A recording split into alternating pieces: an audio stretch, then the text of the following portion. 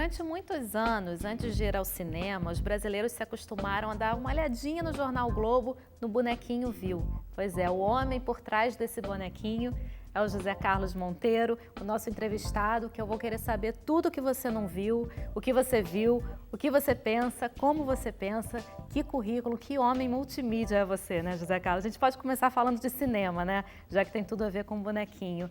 Existe alguma fórmula para um filme dar certo? Não há uma fórmula para se realizar um espetáculo plenamente acabado. Todas as experiências nesse sentido se mostraram fracassadas. Como também não há uma fórmula para se escrever bem sobre um filme.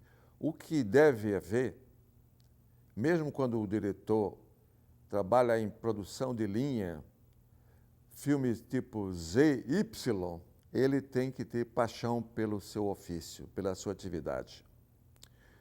O bom filme é aquele que transmite, que nos comunica um momento luminoso durante a sua criação. Pode ser em 1h30, 2, 3 minutos. Assim como a crítica de cinema, ela pode ser extensa, exaustiva, mas ela tem que ter alguns insights.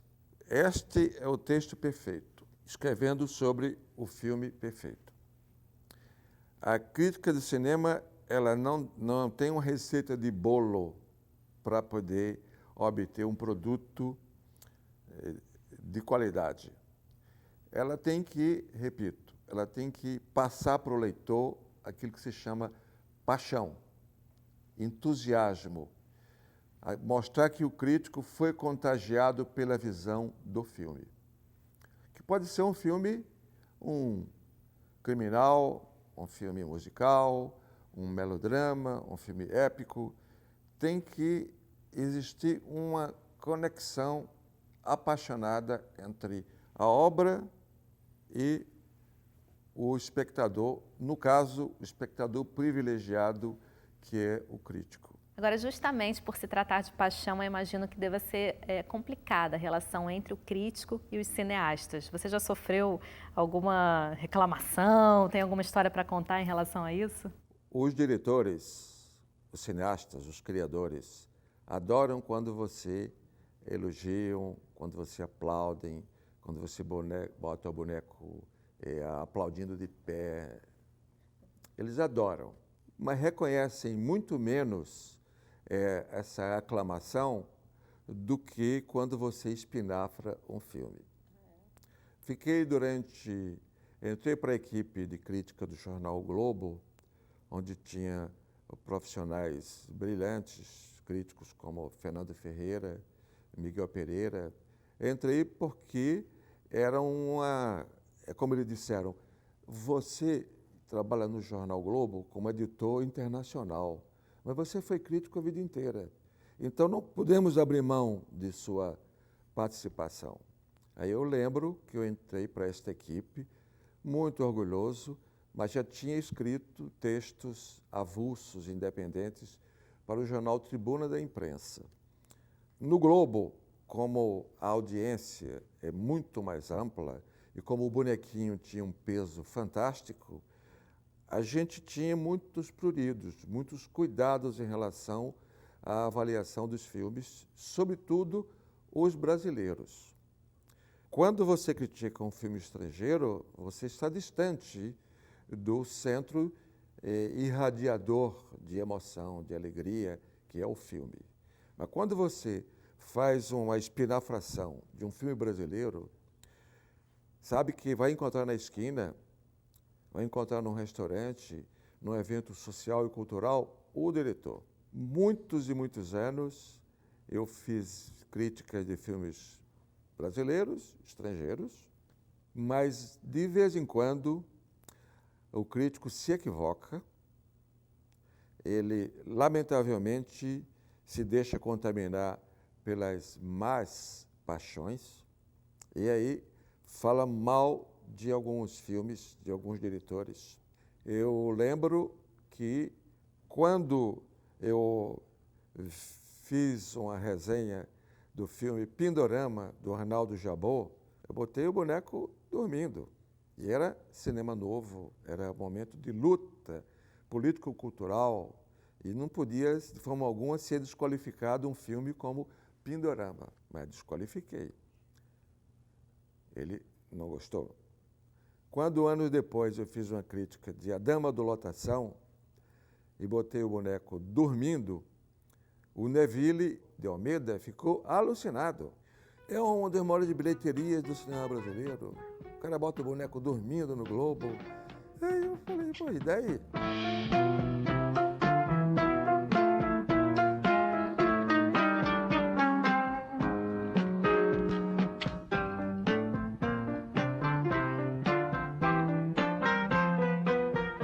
Você mora aqui em Copacabana? Tô por aí em trânsito, já não tempo. Deu pra entender? Como é? Tá afim de dar uma encarada? Hã? Não há rigorosamente uma compatibilidade entre o povão e ver Sônia Braga fazendo suas piruetas, acrobacias sexuais e eu ir lá e sair com outro. O Neville ficou muito furioso, como o Babenco, Hector Babenco, ficou furioso porque o filme Lúcio Flávio, Passageiro de Agonia, eu disse que era um policial americano, com a fatura clássica de perseguição, tiroteio, bandido, mocinho, e ele ficou alucinado, disse, eu pego esse cara. O Rogério Sganzella foi o que explicitamente demonstrou a sua insatisfação, porque eu botei o boneco, fiz uma crítica no Jornal do Brasil de um filme dele, Nem Tudo é Verdade, e eu falei, de fato, nem tudo é verdade, eu não posso acreditar que Sganzella fez esse filme. Então. Aí ele ficou indignado. E no Festival Internacional de Cinema, ele se aproximou de mim e disse, você me persegue, você é um canalha, você... E veio para me agredir. E a multidão de críticos, de pessoas, resolveu intervir para evitar Anos depois, a gente ria desse momento patético, mas ele não gostou disso. Tem alguns outros diretores, são vários, que não reagiram bem. Um deles, um amigo querido, o Glauber Rocha, que fez A Idade da Terra, e eu fiz uma crítica para a revista Isto É, porque ninguém queria escrever sobre o filme, já que era muito complexo, muito ousado. E eu escrevi e não gostei. E você já se arrependeu de alguma crítica? O outro cineasta que me deixou desconcertado, Júlio Bressani, porque ele fez um filme que os críticos, de modo geral, elevam no panteão das obras, que é O Anjo Nasceu. E eu achei que era um filme pseudo-vanguardista, deslocado no tempo, e não gostei. Mas o boneco é um símbolo gráfico muito poderoso. O boneco é um símbolo gráfico que precisa ser usado com muito critério, porque ele pode, às vezes, levar a uma apreciação equivocada. Eu fiquei, até hoje, me penitenciando do modo como, de uma forma passional, eu julguei o filme O Anjo Nasceu. Mas faz parte. Tempos pós-modernos, tudo é relativizado. O gosto, a apreciação, os valores. Então, nesse contexto, a gente sai eventualmente escrevendo bobagem. E eu escrevia bobagem mais tempo no Globo, porque foi onde eu fiquei mais tempo, no Jornal do Brasil, na revista Isto É, na revista Visão, Tribuna da Imprensa, e a gente tem que assumir a nossa transitoriedade. Hoje eu sou assim, amanhã sou diferente.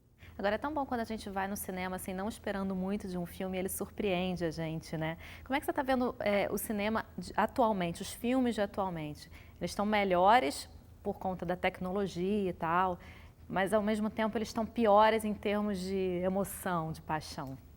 A gente tem que entender que o mundo evolui, o progresso faz com que se filme com o celular. O progresso permite que, com poucos recursos, o cineasta construa uma obra. E há uma multiplicação de produtos. Nos anos 50 e 40, os críticos de cinema do Brasil e do mundo tinham um volume de ofertas menores. Era possível o crítico assistir todos os lançamentos. Era possível ao crítico acompanhar a trajetória de um diretor, de um gênero, de uma determinada modalidade de cinema social. Isso nos anos 50. De 60 para os dias de hoje, se tornou impossível, porque filmam na Tailândia, filmam no Butão. Imagine, Butão, aquele fim de mundo lá nos confins da Ásia, tem cinema. Cazaquistão, o Turbequistão, todos os países hoje podem ter cinema. E a gente acessa ele, né? Isso que é legal. E graças a esses prodígios que são o YouTube, que são a internet, a gente entra e assiste a tudo. É impossível hoje para um crítico dizer com arrogância: eu acompanho todo o movimento de cinema, vejo tudo e resenho tudo. Impossível. Mas você acha que perdeu um pouco o conteúdo, também ficou um pouco de lado, até por conta de toda essa tecnologia, computação gráfica? O fato concreto é que a pós-modernidade, essa transformação de todo o nosso planeta por novas visões de mundo, novas perspectivas, essa pós-modernidade fez com que a identidade se deslocasse, se tornasse fluida. Hoje, eu não estou fazendo mais crítica, mas continuo um cinéfilo, um leitor. Assino meia dúzia de revistas francesas, inglesas, americanas, italianas, e fico vendo que os críticos se sentem muito perdidos em relação aos modos de avaliação dos filmes com essa prodigiosa tecnologia de hoje, que esconde aquilo que se chama, que o Gilles Deleuze chama do maneirismo. A imagem é tudo, o significante é tudo, o significado deixou de ter sentido. De onde vem o cinema de conteúdo? Da Ásia, da Tailândia, da Malásia, de Hong Kong. Aí vem um cinema extremamente peculiar das Filipinas. O diretor faz um filme de 6 horas e a gente assiste e não quer sair. O cinema autoral que é feito hoje, ele vem desses confins ou da margem. O cinema marginal, que é feito nos Estados Unidos, na Europa. De modo geral, a sofisticação tecnológica, ela esvazia o conteúdo. Ou melhor, a tecnologia é o conteúdo. O meio é a mensagem. Já dizia Marshall McLuhan. O meio é a mensagem. E os filmes se tornaram banais, vazios, supérfluos, descartáveis. Para achar um filme efetivamente autoral, onde você senta a presença de um homem, um criador, um artista preocupado com o mundo, as pessoas, as relações. E os jornalistas que estão se formando, que estão saindo da faculdade, onde é que eles vão trabalhar? Porque a gente vê rádios fechando, jornais fechando, cada vez mais finos, né, os jornais. Eu não vejo crianças lendo jornal, por exemplo. Qual vai ser o futuro desses jovens que estão se formando agora ou estão começando a estudar agora jornalismo?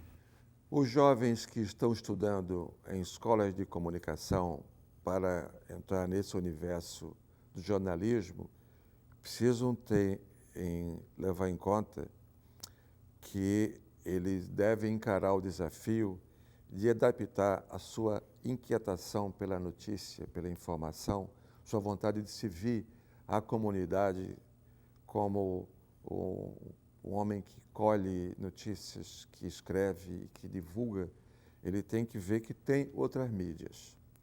Ele não pode achar que vai entrar faculdade na UF, UFRJ, na PUC, ele vai sair de lá direto para uma redação.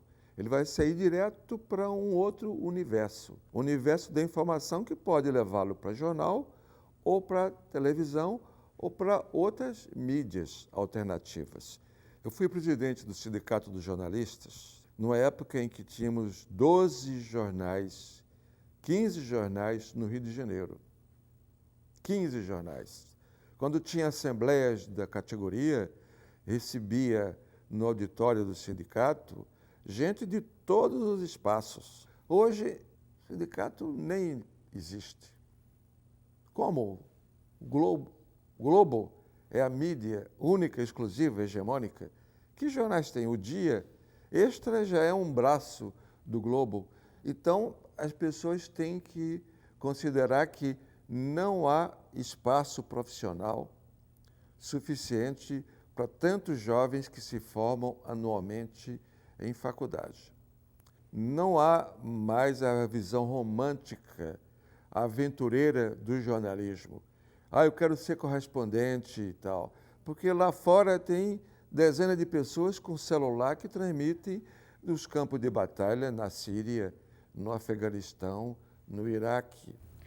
Tem gente que acompanha o exército islâmico com o celular escondido e que faz furos que levariam meses para serem conseguidos pela mídia tradicional. Todos viraram jornalista, né? A verdade Todo mundo hoje pode ser jornalista. É só ter um celular e postar com o enquadramento apropriado e dizer, olha, vocês estão vendo aqui uma manifestação violenta no centro do Rio, ou um tiroteio nas ruas de Bagdá, ou a explosão de um carro-bomba na Síria. Inclusive ao vivo, né? E ao vivo. O mundo mudou, se pós-modernizou, a mídia se relativizou e o jovem que tem a ambição de ser profissional de comunicação, ele tem de chegar no espaço com 2 revólveres, porque do outro lado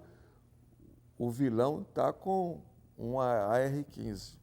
Monteiro, que belo currículo, que belas histórias, adorei o papo, espero que a gente se encontre outras vezes para conversar mais, porque eu ainda fiquei com um monte de pergunta aqui na cabeça, mas muito obrigada por você ter aceito o nosso convite.